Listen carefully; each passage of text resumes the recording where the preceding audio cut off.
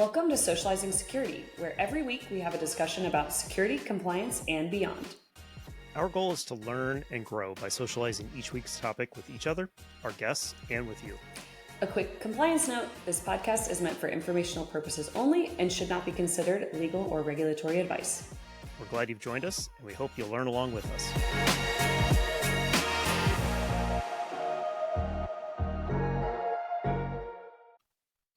Welcome back, everybody, to another episode of Socializing Security. Brian here for another Rants session with you. Today's topic I wanted to kind of go over a little bit was with the organization we talk about a lot called CISA, which is a U.S. government entity within the Department of Homeland Security. The full name is the Cybersecurity and Infrastructure Security Agency. So we talk about it a lot because it's pretty instrumental in the cybersecurity space these days. I would say it's one of the key organizations that is helping organizations kind of figure out their cybersecurity, particularly within the U.S. federal government, is where it is, of course, housed and primarily focused on. Kind of its main mission, and I'll go into a bit more depth in the different things that they do, is really being America's cyber defense agency. And so all of the kind of cyber security aspects of things, not necessarily all the cyber espionage type stuff, like that still goes in FBI and CIA and stuff like that. But they're supposed to kind of coordinate with CISA around those types of things, particularly when it comes to protecting the federal executive branch. So, you know, the president and his part of the three branch system the U.S. has, the legislature and the judiciary being the other two. And of course, I think they play heavily in there, but they're kind of really hyper focused on that executive branch side of things. A big part of their mandate is around election interference and infrastructure type stuff. You know, with everything being digital these days and elections being kind of integral to the way the United States works, they've been tasked with making sure that is a very safe and effective way to go about it. And we'll talk about where that's become controversial a little bit here too. And like I said, just kind of sharing intelligence, working across the government to make sure that cybersecurity is paramount throughout the entire U.S. federal government. So a little bit of history. Originally, back in 2007, as you know, the U.S. was still kind of gearing up the Department of Homeland Security. There was a directorate, which is a lower level position called the National Protection and Programs Directorate. That was back in 2007 that was created within Homeland Security. Or NPPD is what this was known kind of shorthand. Their goal was to really advance the overall department's national security mission, and to really kind of focus on both critical infrastructure, physically speaking, as well as the cyber aspect of things that was critical to the functioning of the United States. Of course, a lot's happened since 2007, particularly in cybersecurity. You know, we've seen the advent of ransomware. We've seen nation state actors becoming much more aggressive and out about it. We've seen, you know, things like healthcare and K-12 schools not originally not being targeted, but increasingly more so over the years, getting more and more targeted. And so in 2018, there was a bill that was passed called the Cybersecurity and Infrastructure Security Agency Act. That was back in 2018, towards the end of 2018. So during, you know, kind of halfway through President Trump's first term. And that actually took NPPD and actually raised it up higher within DHS. It became more of a higher level agency within the Department of Homeland Security. And, you know, gave it some extra teeth, gave it some extra capabilities and oversight across the government.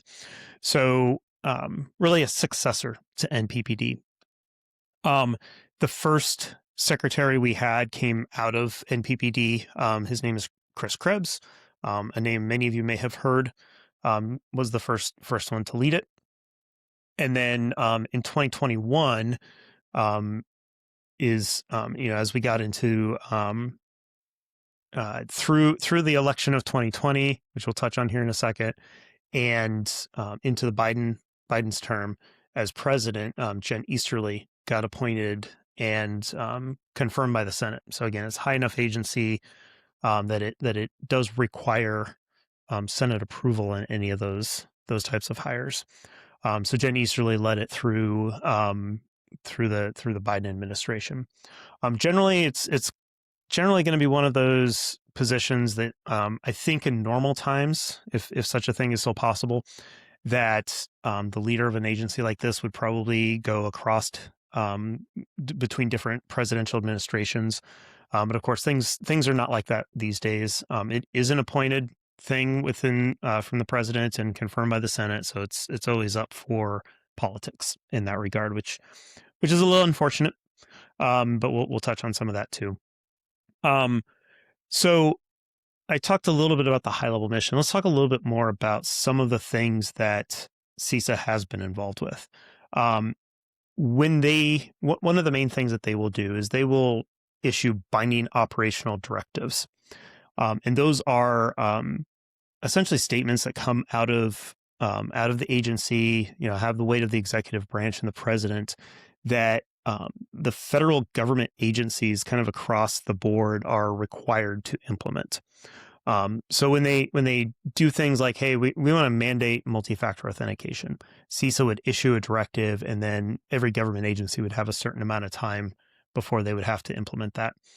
We've seen that with a number of different things. I'm not going to go through a list of those, but if you see CISA issue some sort of binding directive, then that's what that is. It's essentially a requirement the government has to follow from a cybersecurity perspective.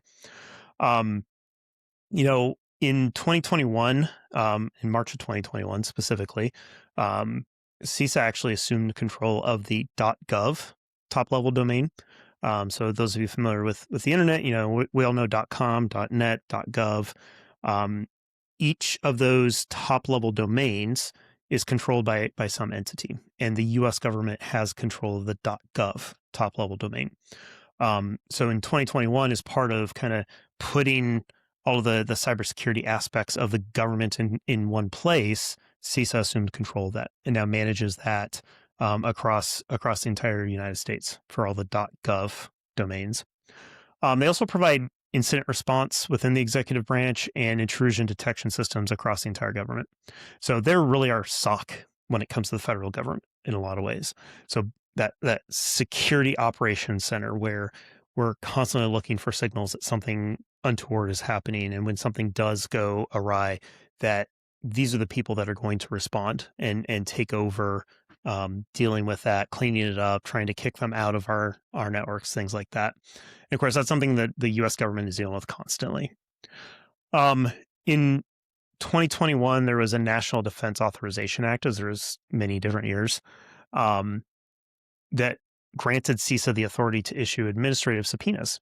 So they're able to put out subpoenas that, by force of law, by under the threat of jail time and fines, they can go out and they can identify owners of different internet connected, particularly when it's critical infrastructure devices.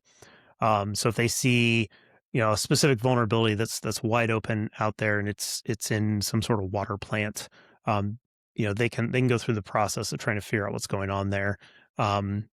In one statistics I found said that in 2021, so that happened sometime in 2021 for the fiscal year of 2021, I should say, for the U.S. government, which I think goes October to October.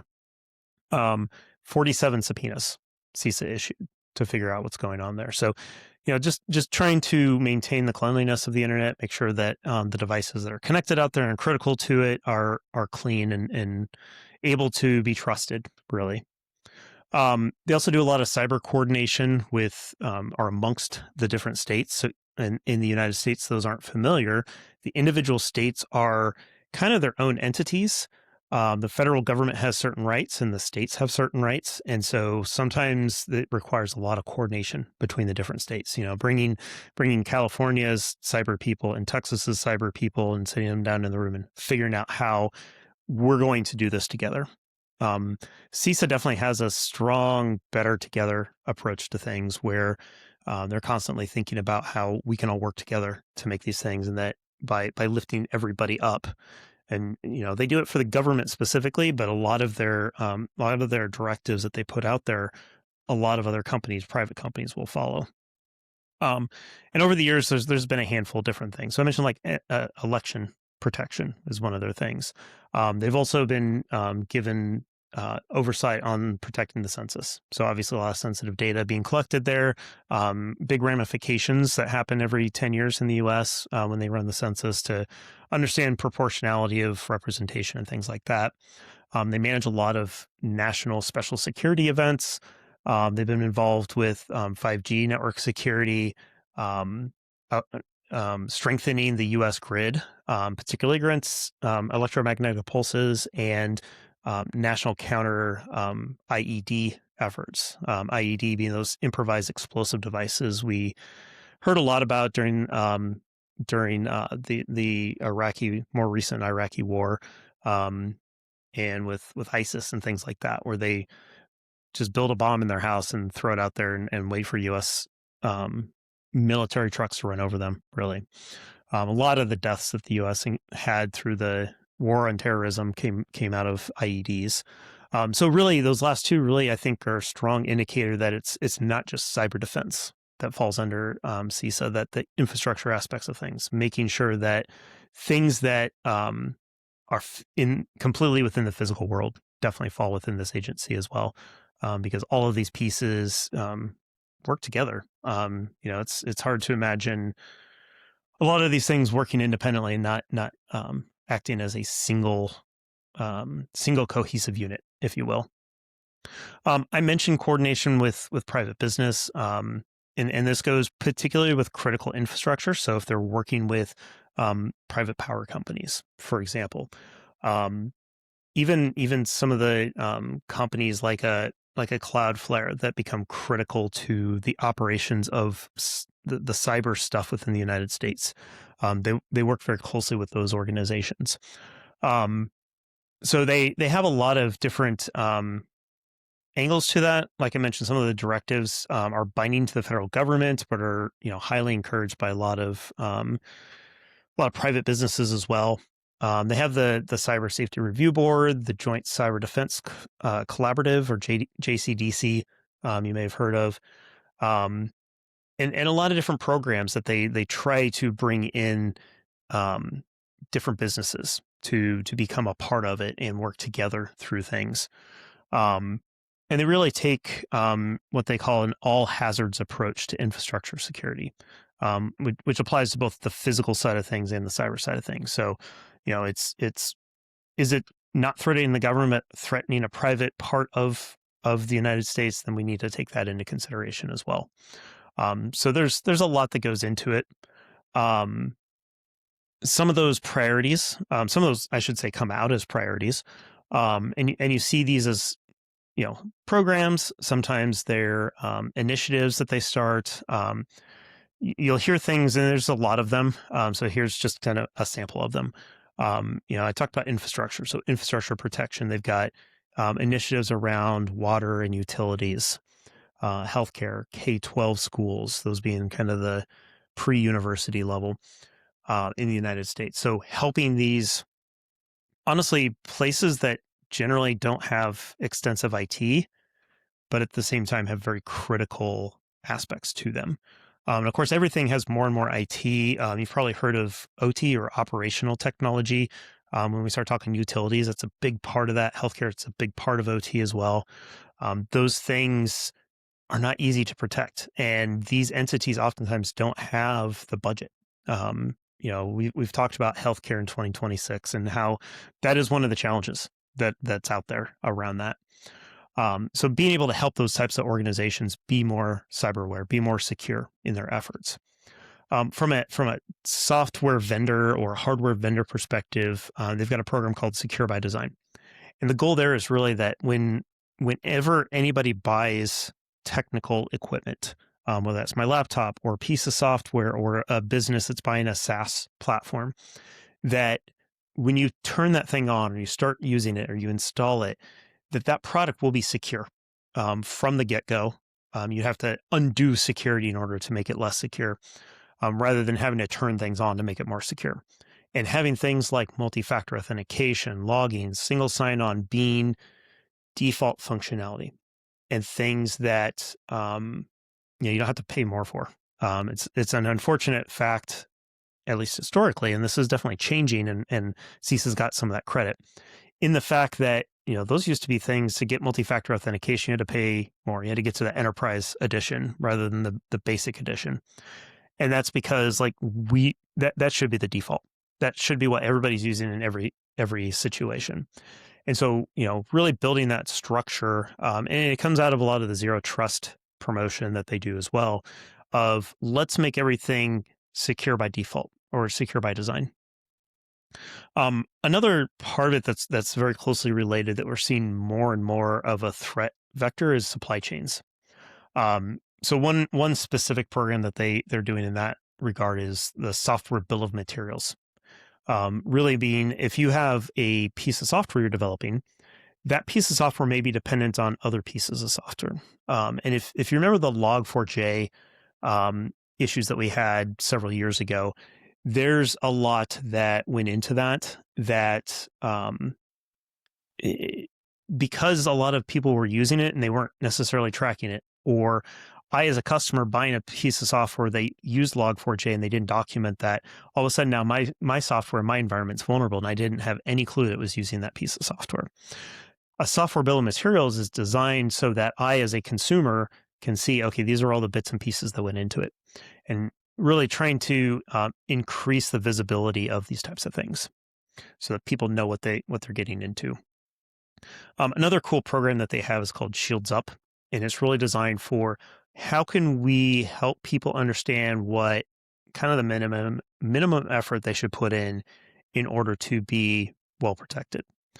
So they've actually got guides for families so that, us as individuals can follow this, us as a family can follow this, to have a lot of the things Milo and I talk about: having clean cyber hygiene, protecting yourselves online, making sure that you can do things in a very safe manner, and providing a simple guide that people can follow to do these things. There's guidance for organizations. So CISA recommends all orgs adopt that kind of heightened posture when it comes to security. Like, don't cut any corners. You may not have to enable multi-factor authentication, but you know what? You really should. And particularly when it comes to the most critical assets these organizations have. And then finally, for corporate leaders and CEOs, obviously they're high target individuals within a lot of these organizations, where as a CEO, my IT department may not have complete control of everything that I have. I may have a home computer that my IT organization doesn't have anything to do with and shouldn't have anything to do with, but I'm still a CEO of that company. And that makes me a heightened target for potentially getting into my company. So making sure that I, as a rich target, maintain protection as well. And of course, they do a lot of alerts and advisories around incidences that are happening. There's been a lot of documentation around the current hacking groups, Scattered Spider and those types that we hear, Black Basta. We hear a lot of these names, and CISA's tracking these actively. They're helping to, with all the vendors out there that get attacked by them, helping them to better understand what they need to do to protect things, putting out advisors so we all know what's going on there, that we can track these things and understand, oh, they're doing it this way. They're using these techniques to get in. Let's put more focus on these techniques to stop them from getting in the first place. And of course, through all of this history, CISA's had a really good track record overall. There's all sorts of reports and statistics out there. I'm not going to quote any of them because there's so many different versions and variations and ways of cutting the data. The net of it is that through CISA's existence, starting back in 2018, all the way through when I'm recording this in 2026, it's ever increasing. Every year is a record year for ransomware. Every year sees another major threat actor group show up. It sees more focus on nation states attacking one another and private individuals, private entities as well. And so there's no denying the fact that the amount of danger out there and the impact of that danger, being estimated in the billions and trillions of dollars at this point. The breaches, the dwell time being shorter, the time to break out being shorter, like all of these statistics show the importance of this. And personally, I love CISA because I'm a big fan. I'm pretty sure I've talked about it on the show at some point already, of the fact that this is an everybody game. This is something that the government can't protect the United States. It's just not possible. And in fact, our country is not designed to work that way by design. So the security of the United States is dependent on the government being secure and every individual being secure and every organization, every corporation that exists within the United States or has access to other United States systems have to be secure as well, because everything is a vector for something else.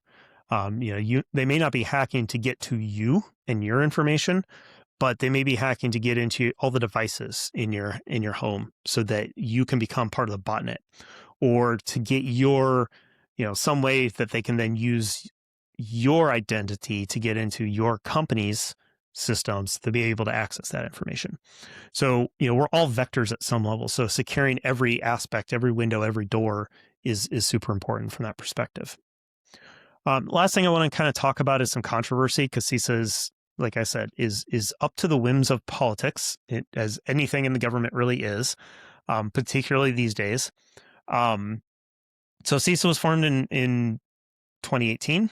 Chris Krebs was the original director.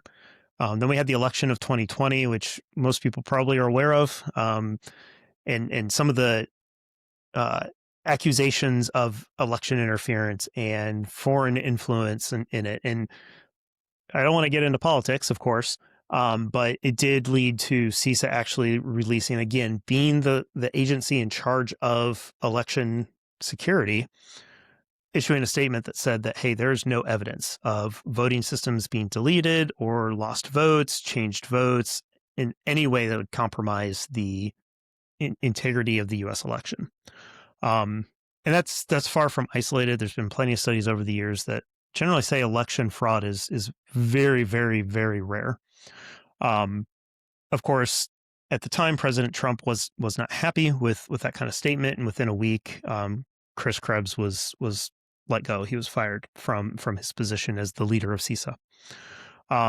That's what eventually led to Easterly coming in. Like I said, it's usually not new administration, new head of CISA. I don't think it was designed that way. Again, it's not a cabinet level position in that regard. But it did happen in that regard. When President Trump came back into office in 2025 after the 2024 election, he did kind of start to dismantle CISA in a lot of different ways. And we saw some of those effects go, all the way down into, some of the vulnerability databases being put at risk, which of course wasn't just a harm that could have been done. Fortunately, it didn't happen in the last minute. It got the funding, but those types of actions have ramifications well beyond the federal U.S. government, because so much of the mandate of CISA and other orgs that it works with is intertwined with both the public and private sector. And as I mentioned, into the U.S. states with coordinations they do there, internationally as they coordinate with other countries' cyber teams and being able to protect things there. And of course, we've seen situations where there are acting heads of CISA because they, at this point, as I'm recording this, we're about a year into the second Donald Trump presidency, and we still have yet to have somebody confirmed by the Senate to lead CISA.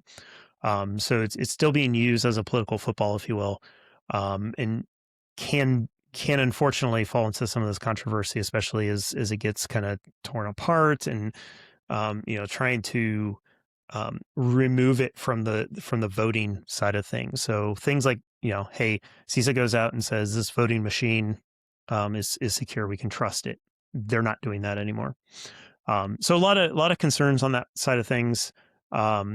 There's all sorts of really good stuff that has come out of CISA in the 8 years now that it's been in existence. So I personally am a fan, if you can't tell.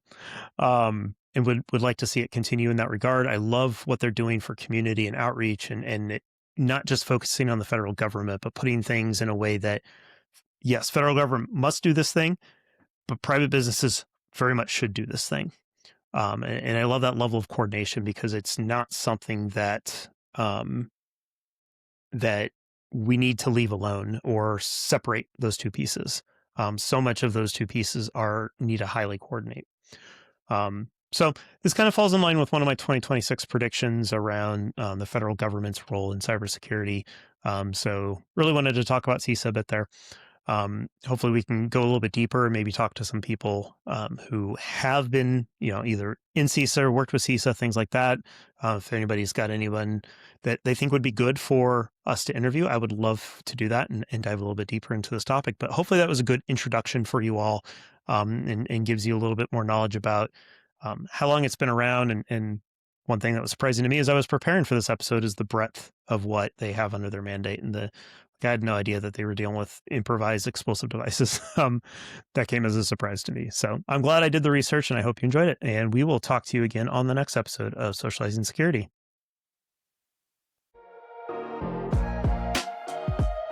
Thank you for joining us for another episode of Socializing Security. We hope you learned a thing or two with us. If you'd like to continue socializing with us on this topic or have feedback, we'd love to hear from you on LinkedIn or social media. Just search for Socializing Security. Or you can email us at info@socializingsecurity.com. Until next time, stay social and stay secure.